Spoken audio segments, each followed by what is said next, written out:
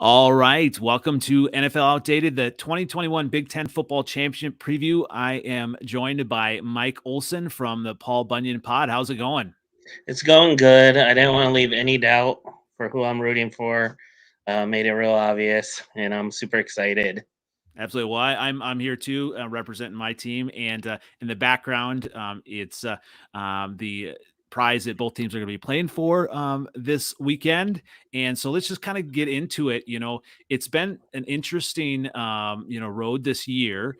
And it's surprising that number one, Michigan has never been to this game, and this year, talk about kind of their path to this game this year, and then even kind of building up from previous years.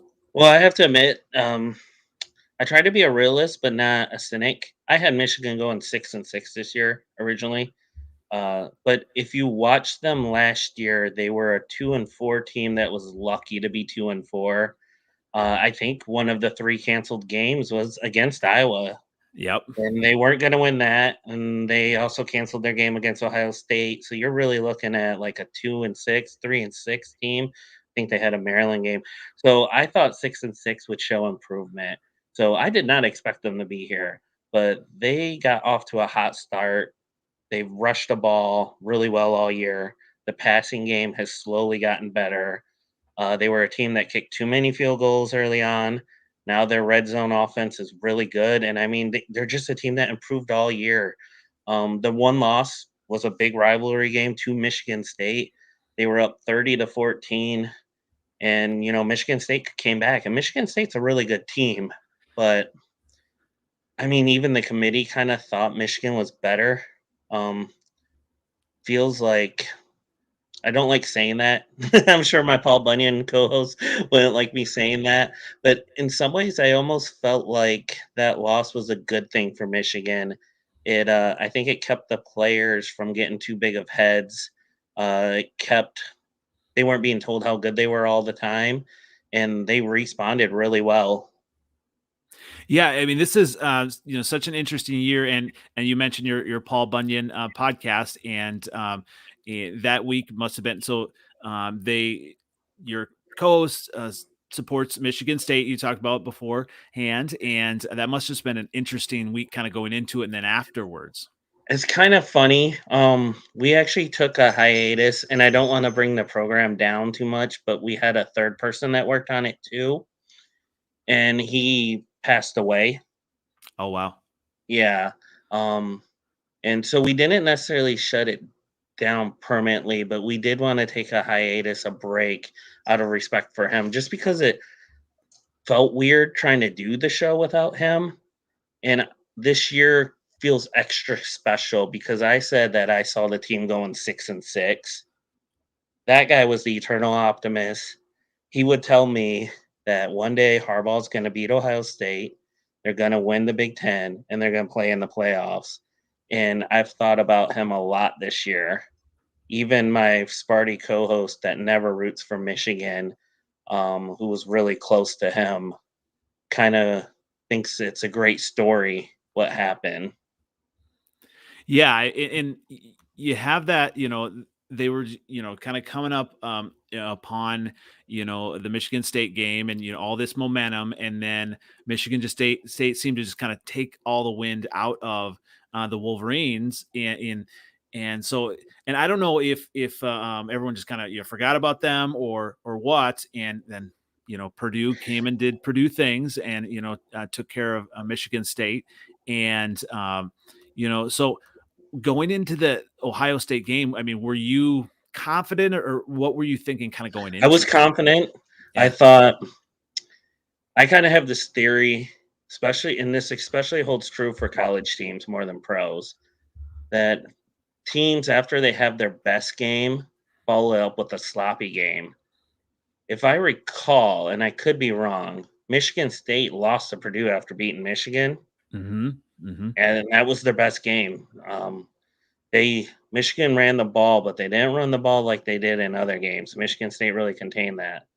And then when Michigan State played Ohio State was up 49-0 at halftime. Mhm. They Michigan State, their strongest unit is not their defensive backs, and Ohio State really really took advantage of that. And in past years, Ohio State always trips up the week before Michigan, whether it's against Michigan State, whether it's a close call or they lose. They almost lost to Maryland one year, and Mhm. they always bounce back and play their best game against Michigan. Well, I kind of feel like they really went into the Michigan game thinking it was going to be easy, Mhm. and Michigan did not make it easy. Hassan Haskins is not an easy man to bring down. Aiden Hutchinson doesn't take plays off, Mm-mm. and just watching that game, it just looked like Ohio State, recent years, they put up 62 points, they put up 56 points. Ryan Day threatened to put up 100 against Michigan, and they didn't. And I kind of felt like that was the perfect scenario. Ohio State was coming in thinking they were big and bad. They actually had to play a tough Michigan game at home, in Ann Arbor, rather. Mhm. Kind of felt like whenever Michigan had a really good team, it was always down in Columbus. And it just felt like this was the right year. And I was telling people, I'm like, I don't know that Michigan's gonna win. It felt hard to say that with the dominance Ohio State's had in the rivalry. But I told people if Ohio State wins, it's going to be close. And I just when they couldn't stop the run, I was like, it's over. Mhm. Yeah, absolutely. And that was, you know, as an outsider, I haven't necessarily been a huge Michigan fan. I talked about I do have some, Michigan friends, and spent some time in Cadillac, and I do root for Michigan when they're not playing Iowa. But I always root against Ohio State. And if it's Ohio State Nebraska, I hope for a tie. So you know, so Yeah. it's just it's something about Ohio State losing, and then I'm sure in this game, just kind of meant a lot to you and the fan base, right? Oh, it did. I mean, did you see the footage of the field being stormed? Yeah. Michigan fans hadn't done that since the last time they beat Ohio State. Hmm. Even when they're playing other teams that are a top 5 or a top 10 team, and, they've beaten Wisconsin, Penn State, Michigan State at home when they've been ranked high, but they don't storm the field for them. This was like 10 years. They were 0 and 8 since 2011. And I mean, really, it wasn't just the Urban Meyer years. Tressel, I think, went 8-2 against Michigan, maybe even 8-1. Michigan just, this whole century, Ohio State's had their number. And I mean, there was electricity there. Um, it seems like fans now that most fans I talk to, they just feel like, you know, Michigan's taken that next step, that step that Harbaugh's been criticized for not being able to elevate them to. You Hmm. know, they're no longer a 10-3 team. They're 11-1 team with the potential to win more games.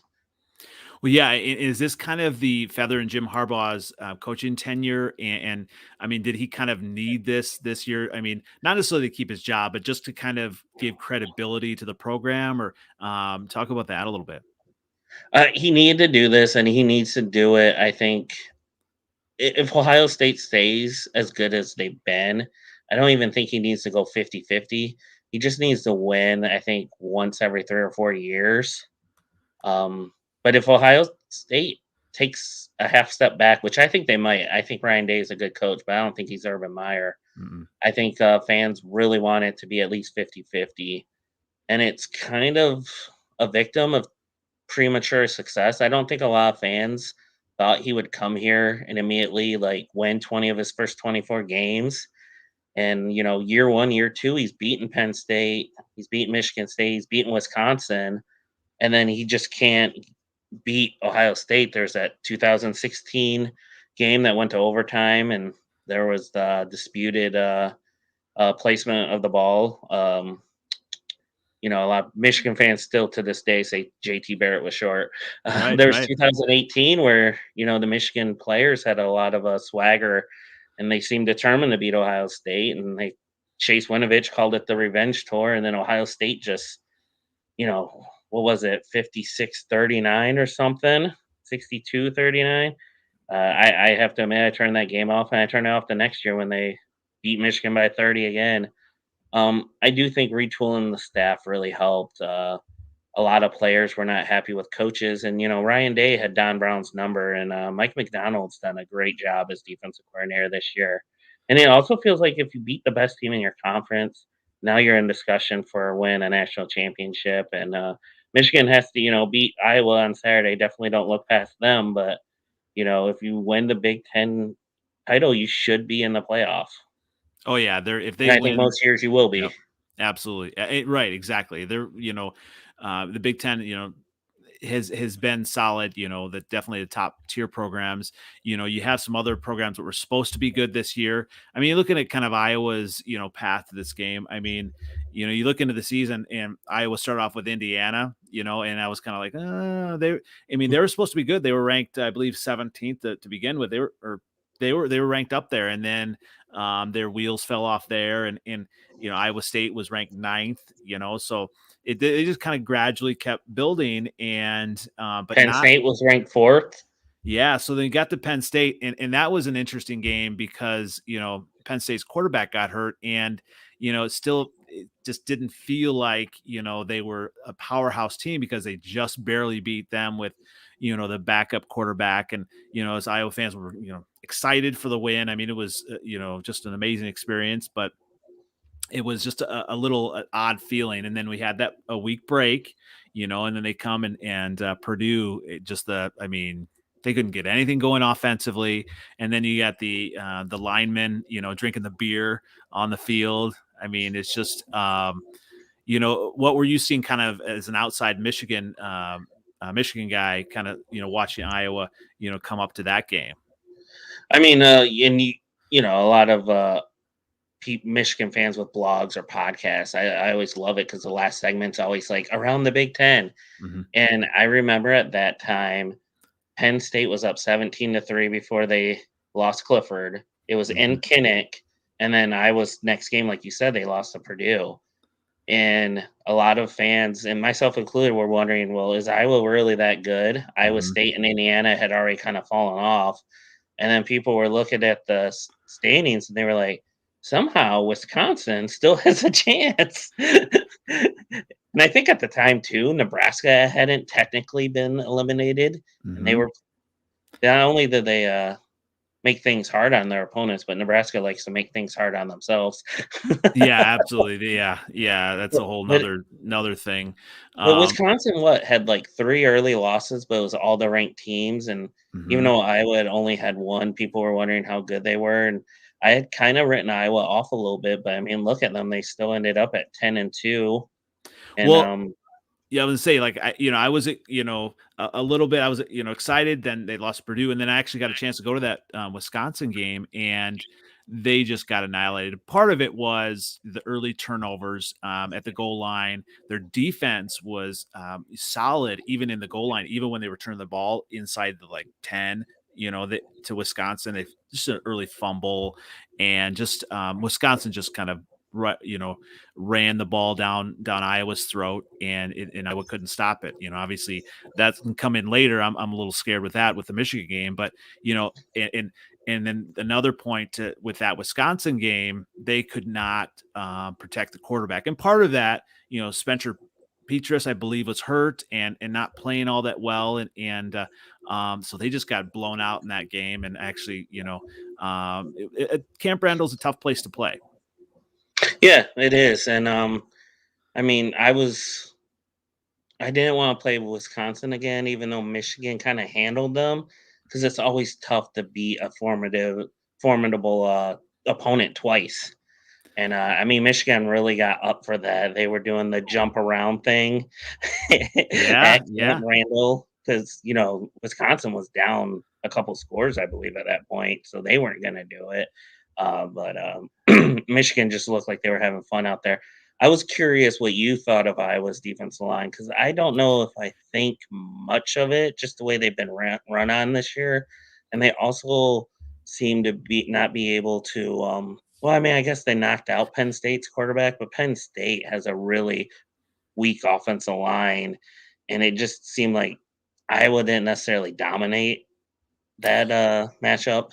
No, absolutely, and that's what I'm worried about with that is they Wisconsin with a solid offensive line was just able to just bully themselves down the field and just like time of possession and just kind of march is what they could and that's what Michigan did seem to do against Ohio State and just kind of impose their will and I mean you've got a solid defensive end Van Valkenburg's good um, Yeah, he is. but it's just I believe they're pretty young in that group, and just well, I guess they got some decent players, but no, the standouts really aren't there. I mean, you got the big standouts for the Hawkeyes are obviously in the secondary, and that's all good and well, but if you can't stop the run, they don't need to pass. Yeah, I mean Harbaugh name checked Jack Campbell, which is Iowa's middle linebacker. He Yep. has like 124 tackles. Actually, Van Valkenburg, like you said, is really good. And then Moss, and then their hybrid Belton. He Yes. kind of plays a linebacker slash corner role. Hmm. And to me, the keys for Michigan to win is the limit turnovers, which they've been excellent at this year. Hmm. McNamara only has 3 interceptions and only one that I would fully blame on him, and it was an Ohio State game. He played a really good game the rest of the way. They Michigan does not necessarily pass a lot. They're definitely run first. Hmm. They passed it 20 times against Ohio State, but only 5 in the second half. And I think that's what they need to do against Iowa is to get the lead and then just run it. Hmm. I also am concerned because I have that up down theory. Was last week Michigan's Super Bowl? I would think not. I would think being in the Big Ten championship, you'd wanna play your best game and really step up. But I do think with college programs, I have that theory like you follow up a big game with a little bit of a sloppy game. And while I do feel comfortable predicting Michigan will win, I don't think Iowa will make it easy, particularly with their defensive unit. I'm a little less scared of their offensive unit, but I Hmm. do think I know they have their running back that's really good. What's their running back's name? Oh yeah, Tyler Goodson. Yeah, and Tyler he Goodson. and Yes. yeah, and here's the problem. Like he's been fantastic the last few years, but the problem is the offensive line. And it's weird saying that with we got Tyler Linderbaum, who's going to be a stud drafted. But One of the they've best probably the best center in the, league, and that's saying something because, Michigan has Mhm. a second team All Big Ten, center in Vastardis. Right. Yeah. And but it's with the rest of the line and just that's been a big thing, kind of the pass protection or even the running, creating holes. They just, I ended up getting tickets to the Northwestern game right after right after the Wisconsin game, and we went to Evanston and we couldn't run against Northwestern. It was brutal, and we then had Padilla in the backup quarterback. He helped just to kind of spread the ball around and actually make decisions, just to finally kind of get the ball down the field and did just enough to win the game. And part of it was with the turnovers toward the end, but it just held on briefly, I or s barely. I noticed that, Iowa, you have Goodson with 1,100 yards, but they rank what, 10th or 11th in the Big Ten with rushing? 11th, And then yeah. you have those 2, stud offensive linemen. It kinda reminds me of the year Michigan had Taylor Lewan, and I forget the right tackle's name that like was drafted. Taylor Lewan was a first round pick, and then you Hmm. had another offensive lineman taken like in the third round. But the other 3 guys in the center, they had 2 guards and centers that were struggling. So Michigan was just struggling to create any kind of offense. And looking at Iowa's, I see the same thing. You have 2 really good players, but as a unit, they just don't gel. And what I wonder too, and I had a chance to talk to the Washed Up Walk-Ons podcast, Tyler Kluver, and they talk about in their podcast about a lot of times in college, as opposed to the NFL, college you go ahead and blame the coaches, in the NFL, you go ahead and blame the players, and how that's kind of an interesting thing. And and as Iowa fans, a lot of times we kind of go to Brian Ferentz and the offensive, the plays, the designs, the schemes, and it just doesn't seem all that creative. And Is there a lot of suggestions of nepotism with with his hiring or no? initially, yeah, and yeah. I mean, it's he's had good moments and spurts, but it's just it. So that's the thing: is it his play design, or is it just the players younger and just not able to execute? And it's a little bit of both, but it's just you look at some of the first, second down calls, and it's just like it's not very creative. And I think watching that Michigan game, I think Michigan Ohio State game, I thought Michigan was pretty creative in some of their plays. Yeah, I especially noticed it on offense, at least watching live, and I've Hmm. rewatched it. Obviously that was a huge game. DVR'd it, rewatched it. I haven't necessarily studied it as like a tape. It did feel like Mike McDonald was calling a great defensive game. Um, it's also really easy to look really smart when you have 2 first round ends. Yeah, yeah. I do like Michigan's defensive tackles, but they're not all world the same way that Hutchinson and Ojabo is. They also kind of play 4 guys there, which I think helps. 'Cause Michigan likes the blitz quite a bit. Mm, But I mean, if I were an opposing offensive coordinator, I would try to create holes in the middle because the mm. defensive tackles, as good as they are not they're not Hutchinson, they're not Ojabo. Right, right. Well, And I so like Mozzie Smith and Donovan Jeter. They're just they might not be playing on Sundays, and those defensive ends definitely will be. So yeah, I mean, and maybe one of the keys could for Iowa is get into Laporte in the middle. If they can get if Peaches can get the ball off quickly, get it to they Iowa has some solid playmakers, younger wide receivers. Keegan Johnson and obviously got Tyron Tracy and. So they've got some solid playmakers there. If the line can give them enough time and they can push the ball down the field, I think that'll be huge in the big plays because I just see if Michigan gets out to a lead and they're able to, like you said, like blitz quite a bit, it's not going to be pretty. No, if I was Iowa, I know they're really good at creating turnovers, but Michigan just doesn't have too many. I just think you want Michigan to play sloppy. You somehow contain the run. Um, Michigan likes to create the pass through the run. So just if there's any way you can slow Michigan down in the rushing department and then run well yourself. I don't necessarily have a lot of confidence in Iowa's passing. Mm-mm. Just looking at their numbers and Hmm. just the way they've been this year. Even the eye Um, test has been, yeah, and I don't necessarily know that Kirk Ferentz likes to pass too much.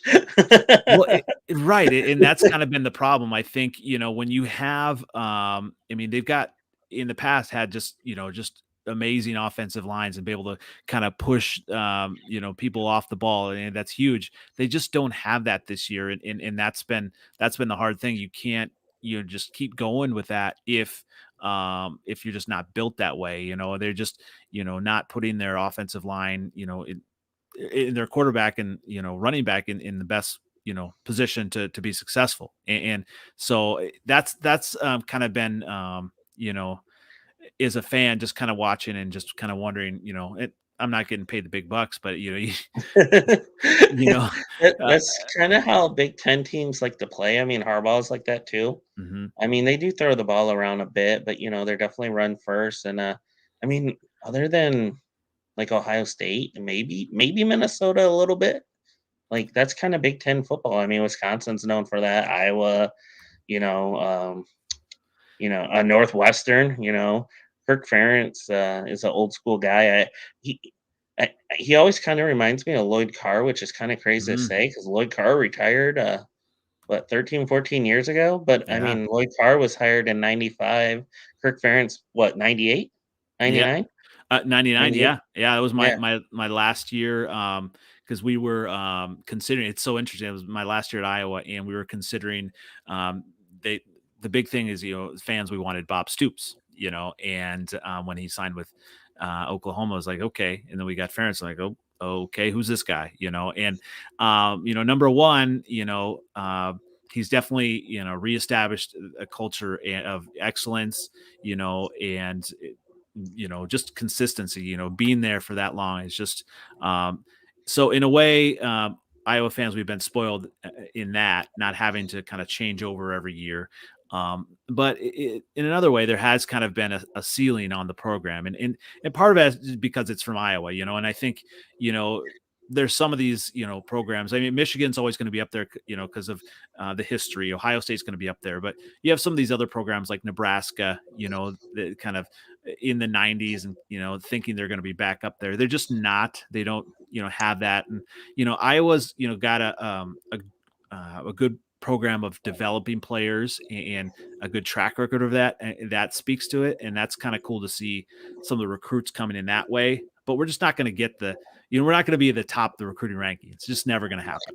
That part of the country, Mhm. you don't get the same level of talent as Pennsylvania or Ohio, and then even Pennsylvania and Ohio doesn't get the same level of uh of a recruit as Louisiana, Florida, California, Texas, like a lot of the southern ones. And and I mean, you and I were talking about before the show how hard it was for Matt Campbell. Well, Mhm. Matt Campbell is in the same area, and why would you go to Iowa State when you could go to Iowa, Wisconsin, even Minnesota, even Nebraska, you know? It's interesting too. Yeah, I saw. I think it's something on Instagram or something, about a video. It was an Iowa State player kind of taking, just showing all of their facilities, and they've got amazing facilities. I mean, all these programs have amazing facilities. I mean, I don't know what Rutgers has, but most of these big Big Ten schools have these amazing facilities and all, just to wow people. But a lot of it is, history, and then also, um, especially the best players, can you get them to the next level? And Iowa has been able to be successful, obviously with tight ends, linemen, running backs, and just being able to develop those players and get them to the next level. And so that's good, but you're just not going to have the top talent. As an Iowa fan, you kind of, I mean, it is what it is. But to be in this game, and this is just an interesting year to be in this game, because you know losing to Wisconsin, losing to Northwestern, or sorry, almost losing to Northwestern, Purdue, yeah. losing Purdue, losing Wisconsin. They almost lost to Northwestern. It was just kind of a weird sense of the team. I'm like, okay, well, it's one of those. Well, it was a good year, and then Oh, right, and you just made me think of something, and follow yeah, me here because I'm gonna yeah, go slightly off topic. yeah. Go ahead. This one, I want to say this has been like the most fun, even if Michigan wasn't in the Big Ten title game. This has been one of the most fun years in college football in a while because it was starting to get kind of stagnant where it felt like every year it was Yes. Alabama, Clemson, Ohio State, and Oklahoma. And one of the great things about college football is it's unpredictable, and you have like 10 or 20 schools that are really good. But this year, we watched Michigan State beat Michigan, then get destroyed by Ohio State. Then Michigan beats Ohio State, the team they after losing to the team Ohio State mollywopped. Then you have Nebraska, who went 3-9. They lost a lot of close games, but they destroyed Northwestern. Hmm. Northwestern nearly beats Iowa. Hmm.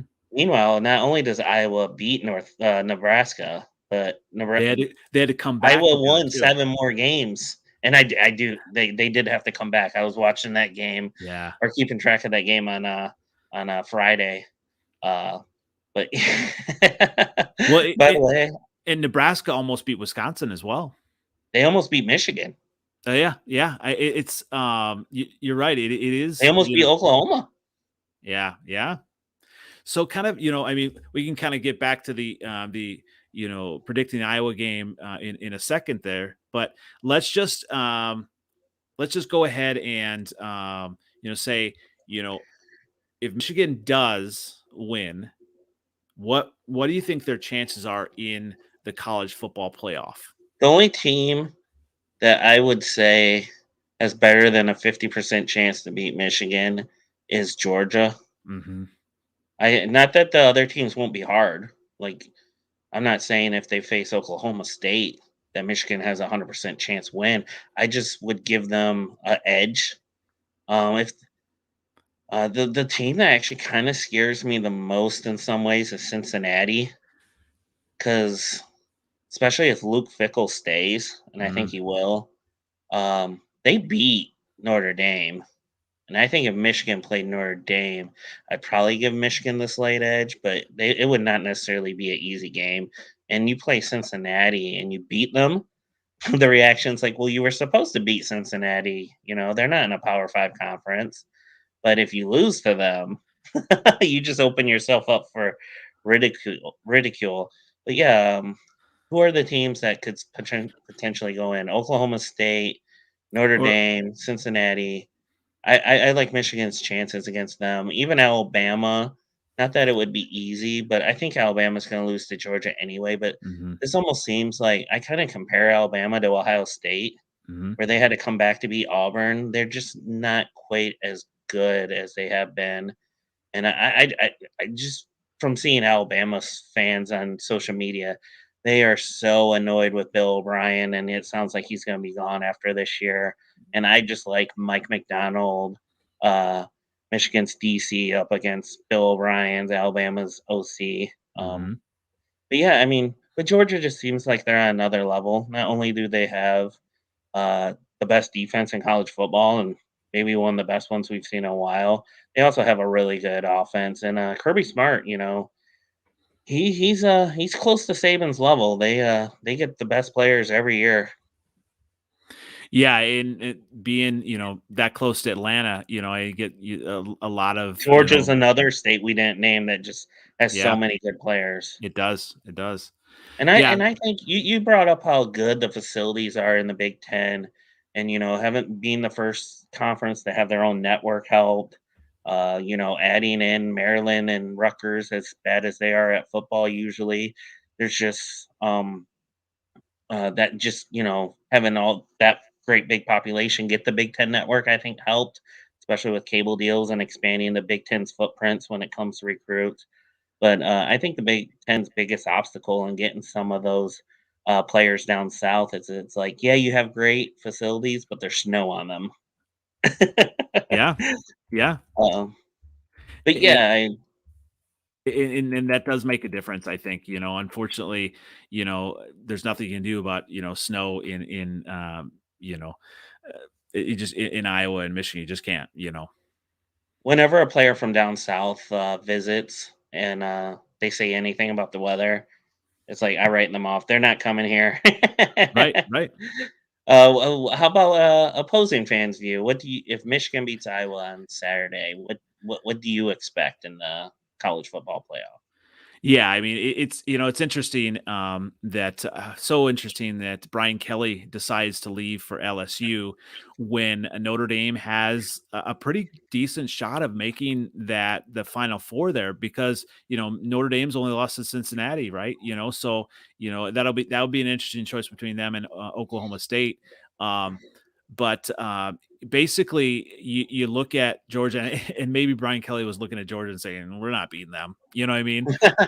We're not beating them, and so, and I heard, some, conversation on the radio too about, and maybe even on Big Ten Network about how, he left because he just didn't think that when you get to the SEC, there's just a different level of talent, they're just, Alabama, Georgia, it's just a different level. And Brian Kelly was finding that out when he got to the Final Four, and he's had that success. So you look at it, and you're right. It is a different year, and it's been a good year not to have Clemson and you know all the same teams in, and it will be interesting not to have Alabama in I think they're going to lose to Well, Georgia, but I think the worst case scenario for Michigan, and like I said, I think they could beat Alabama. Is just if Mhm. Alabama beats Georgia, Yes. does the committee put in 2 SEC teams? Oh, absolutely. Yeah. And then I think so so too. in that model, Michigan would have to be number 1, right?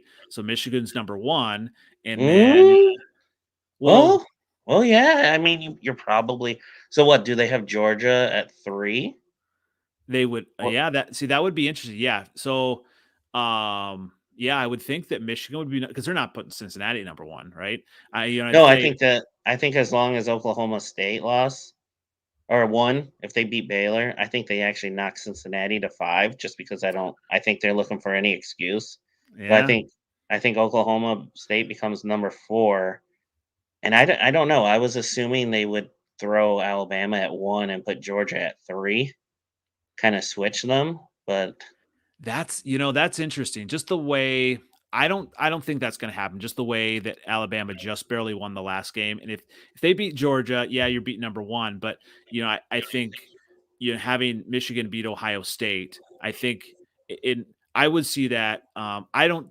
I know they're looking to get rid of Cincinnati. I don't think if Cincinnati wins this weekend, I think they're in. That's just my call or my thoughts. I they think probably should be. because then I would think it would be Michigan, Cincinnati at 2, or mm, or You Alabama at know, 2. I just see. Um, Yeah, I feel like if Alabama won, the chatter would be that's the best win all year. Georgia was number 1; they were undefeated, so that's a bigger win than Ohio State. yeah, So they jump Michigan. Georgia's recent loss drops them down to 3. So you have Michigan versus Georgia in the first round, and then they probably have Alabama playing Oklahoma State. And yeah, unfortunately, it's also a lot about money and viewership. yeah, That would give them great viewership. yeah. Well, yeah. So then, but they would want to make sure. Okay, yeah, they definitely want to make sure that then Alabama and Georgia would not play in the first round. So Yep, they wouldn't want that either. they wouldn't. Even Yeah, though it probably should, because then that would be well, I right. guess they haven't played yet, but Well, I don't know. It kind of let feels like you would want them to play for the rubber match. yeah, But yeah, I mean, I think that's the worst case scenario because then Michigan to win the title would have to beat Georgia and Alabama, most likely. I guess Oklahoma State would have a chance, but I mean, you definitely couldn't say Michigan didn't earn it if they beat Ohio State, Alabama, and Georgia all in the same year. yeah, yeah. Yeah, Alabama is a definite name that scares people, especially you give Saban that much time to prepare. I think that's huge. Obviously they've got a solid stud quarterback, Bryce Young, I believe. They're in Alabama, and so that would be scary. But they really haven't shown the dominance that they have in past years, and so I'm hoping in my mind I like to see different teams win it. So Yeah, if Alabama doesn't, I'm hoping Alabama's not in there, and if it's I'm definitely be rooting for Michigan. But if Georgia wins it, I'm good there too. So that'll be interesting. I just think I think if Georgia wins, I think it's going to be Georgia 1, Michigan 2, Cincinnati 3, and I know you're on Oklahoma State. I'm just thinking Notre Dame's going to be there. I mean, because their only but losses to Cincinnati. I think Oklahoma State's ranked ahead of Notre Dame, right? And if they beat Baylor and Notre Dame doesn't do anything, is Are what they? Baylor's what 8, 9? Could be. Yeah, that's possible. That's possible. Yeah, I and also I also think yeah. they I think they bump Oklahoma State to 3 and put Cincinnati at 4. Yeah, that's possible. Yeah. Cincinnati's had some style points. I can definitely, recently, but yeah, it's just going to be, it's going to be interesting. And all of this to say that, can happen for Michigan as long as they beat Iowa. And so, just kind of, looking at the game, we talked about some of the, um, keys to the game. And another key to the game we forgot to bring up is the special teams. With Iowa has some solid special teams. Torrey Taylor, just a fantastic punter, and also with Caleb Shudak. I think if Iowa can um, get some plays down the field and hopefully get some scores in the red zone, I think that'll be huge. If they can somehow keep Michigan, the run game down, I think that would be huge, and get some field goals. But you really need touchdowns here. I mean, that's been the problem. Iowa has not been able to convert as many to touchdowns, and that scares me. I just don't. Looking at the game, I don't think that Iowa has enough offensive firepower. I mean, what are you kind of thinking? I agree with just about. Yeah, I agree with everything you just said. First things, special teams. I didn't. Michigan's had an excellent year of special teams. They Jake Moody. I think he was second team All Big Ten, and then Caleb. Is it pronounced Shudak? Yep. First team All Big Ten. Mm-hmm. Oh, actually, no, they split first team. Oh, did First it? team Big Ten team honors. I think one got in the media, one guy in the coaches. Brad Robbins, honestly, probably should have been. Michigan's had Robbins and Moody for a couple years, and it's made things so much easier on them. Moody is just like, I think he's missed only 2 field goals all year, maybe, and they were both really long. Mm-hmm. Brad Robbins just seems to be money at getting inside the 10. That really has put pressure off the offense as the offense has gotten better all year. Earlier in the season, Michigan definitely kicked too many field goals. And I actually thought that might be an issue against Ohio State, but instead they got Mm-hmm. 6 touchdowns. And the latter half of the season, it just feels like that has been the difference. Is they get a lot of touchdowns, and that's every time you get a touchdown instead of a field goal, that's 4 extra points. Mm-hmm. On the Iowa side, they better. I kind of only see them scoring 2 or 3 times this game. Um, and the best case scenario for them would be all of them be touchdowns, Mm-hmm. 21 points. If their defense is playing well, you have a chance. Mm-hmm. They average just under 26 a game. That's actually in the lower half of the Big Ten, I believe. Mm-hmm. Michigan has one of the best defenses in the country. I think Pro Football Focus puts their secondary at number 2 in the country, which is crazy because they had one of the worst secondaries last year. That unit has just taken a big leap forward. You already know who's playing defensive end. Their linebackers are pretty good. Josh Ross, third team All Big Ten. I think he's a fifth-year senior. He's a leader on this team. Junior Colson was named to all freshman team.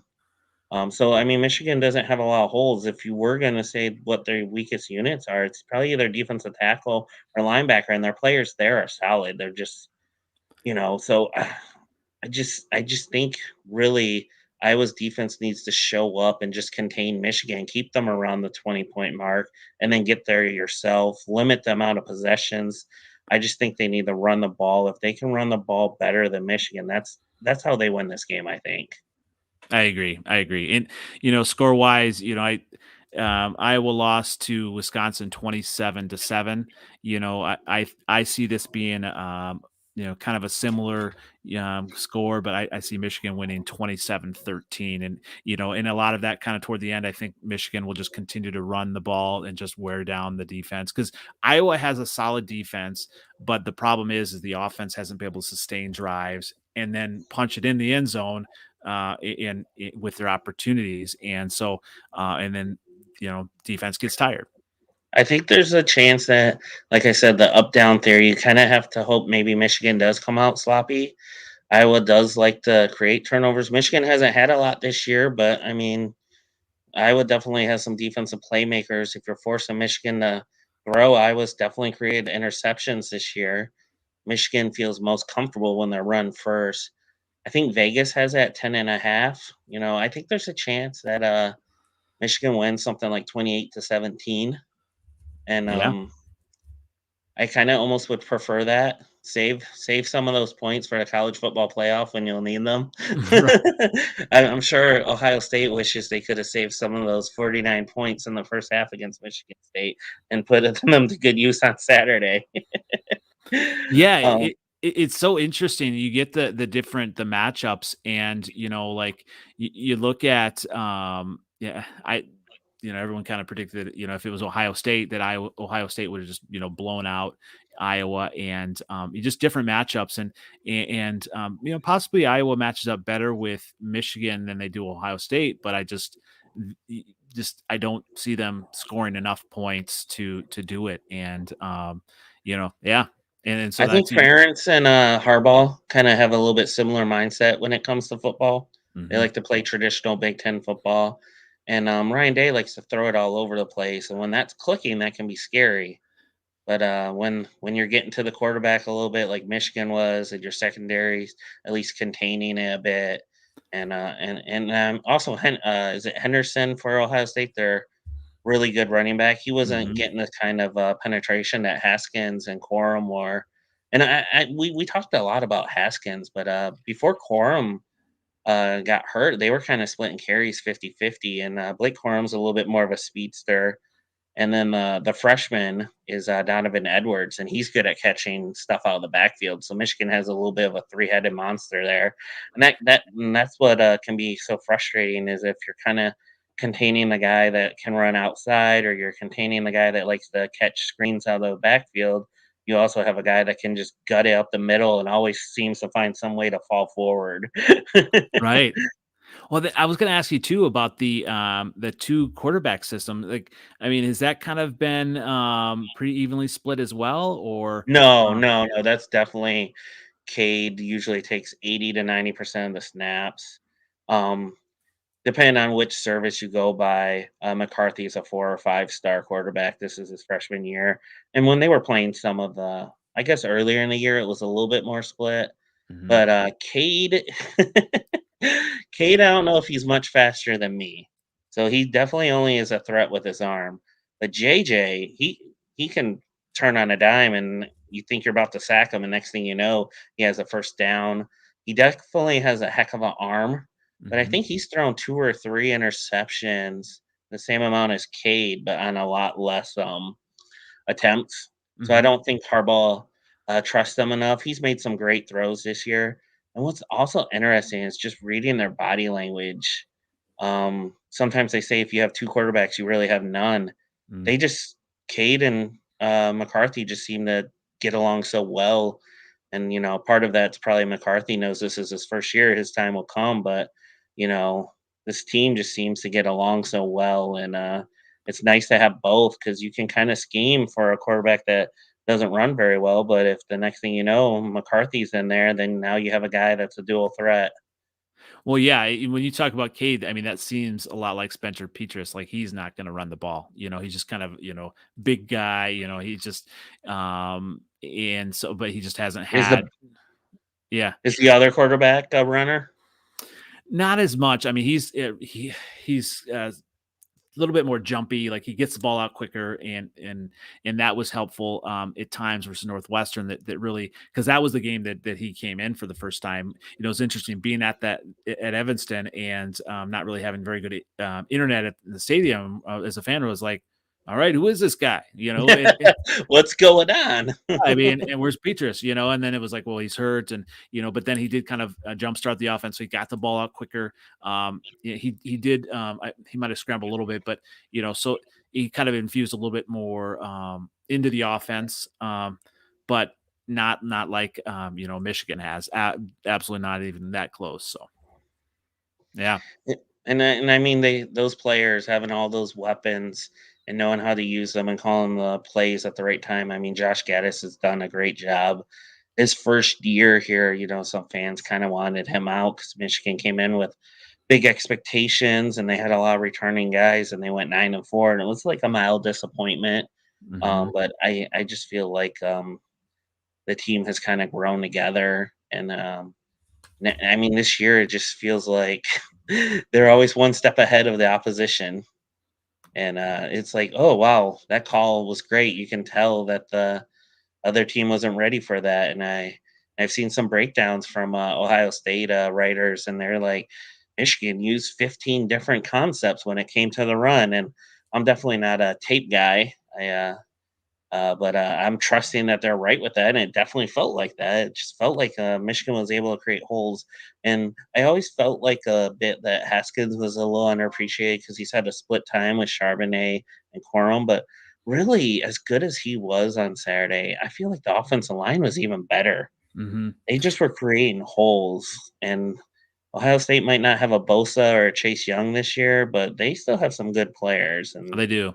hats And off to them. it was interesting, yeah, I mean, the, watching, the broadcast, they kept, repeating all the names of the offensive linemen, and I think that was, you're right, a lot of it is on that line, that offensive, like, line just to kinda make plays, then you or I could walk through some of those holes if they're, that good. Sorry if you hear any background noise. My No dogs are worries. starting to get riled up. No worries. Well, What's your prediction for the game then? Did you say 27-13? 27-13, and you were saying, Michigan, and you're saying 28-17, right? I think I feel right saying that. Like I said, they Yeah. played a great game on Saturday, but I kind of feel like they might come back to earth a little bit. And I just feel like Iowa has enough players on defense, and I really like their running back that I think Yeah. they'll be able to contain Michigan just enough to keep it. They'll always feel like they're in striking distance. Yeah, yeah. Yeah. And that's saying a lot, as an Iowa fan, with their offense this year, not much has seemed within striking distance. So, Yeah. I but I know some of those opponents weren't as good as you thought at the beginning of the year, but you don't go to 10-2 by accident. that's true. That's true. And with special teams, with Charlie Jones, with the return, so there's a lot that can happen in this game. I do see Michigan winning, and I would agree. I think it can be close, and it's definitely going to be interesting. So and yeah, I appreciate you sitting down. This is love hearing about Michigan football and Iowa football, and it's great that we can finally meet in the Big Ten championship game. Yeah, yeah, and, this is your guys' 2nd trip, right? You Second played trip. Michigan State 6 years ago. That was a That close game. That was a classic as a fan that didn't have a strong rooting interest. that was the year that I thought Iowa could do it, and they would have obviously gotten into the playoff and lost like Michigan State did, but just to elevate the program that would have helped, I think. Um, but yeah, so that was a tough one. That was just right at the end, the last kind of gasp over the end zone line, and that was a tough one. And I'm gonna be sure to share this with online, make sure everyone can see it. It's NFL outdated, right? Yeah, and I'll go ahead and post it on Twitter and everything. And everyone can find you at Paul Bunyan Pod, right? And where else? Yep. You can find me on Twitter at Zach Sawyer 0, like I was telling you before the show. Sometimes it's a little risky. If you get a little emotional on there, you don't want your name attached to what you're saying. You That's can why lose your mine's not job. there, right? Right? But Yeah, my name is attached to my website at mikeolson.com. I talk a lot of sports there. Talk a little bit of movies, a little bit of news, a little bit of life, and check me out there too. absolutely. Well, thanks again. Yeah, once again, this has been NFL Outdated, the 2021 Big Ten championship preview. Thanks again, Mike, and we'll have to check in again after the game as well. Yeah, thank you so much for having me on. Thanks again. All right.